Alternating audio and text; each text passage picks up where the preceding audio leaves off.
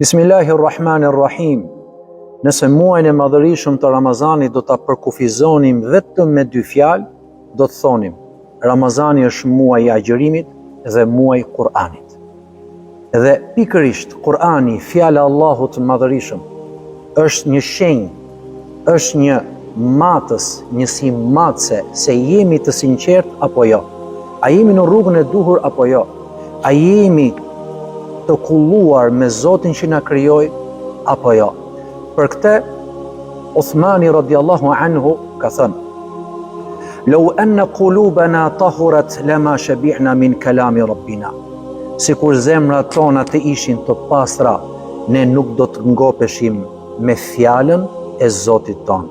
Besimtari i vërtet, i cili është lidhur me krijuesin e tij, muslimani i mirë, i cili është lidhur me atë që furnizoi dhe rregulloi me Allahun e plot fuqishëm, nuk ka se si t'ja bëjë ndryshe vetëm se të lidhet me Zotin nëpërmjet fjalës së tij duke lexuar dhe nëpërmjet fjalës së tij duke punuar me të.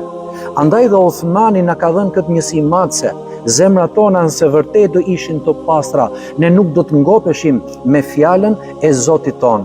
Dhe besimtari i mirë është ai i cili mëngjes e mbrëmje është i lidhur me fjalën e Zotit. Kjo do të thotë që të futemi në xhami dhe të qëndrojmë aty, mos të dalim fare, vetëm duke recituar dhe lexuar fjalën e Allahut të Madhërisëm, jo, kudo që ti je, brenda shtëpisë ose jashtë shtëpisë, brenda në xhami ose jashtë xhamisë, në punën kur shkon, në vende të ndryshme ku qarkullon, por dhe kur takohesh me njerëzit, përcille mesazhin kuranor tek njerëzit, ti jesh i dobishëm për ta, por kur je vetëm, gjithmonë mundohu të lidhesh me Zotin duke kënduar Kur'an, duke recituar fjalën e Zotit, Fatihan më vete, Inna atina kel kauthar, atë sure aq të shkurtër, wal asri, atë sure aq të shkurtër, kul huwallahu ahad, atë sure aq të shkurtër.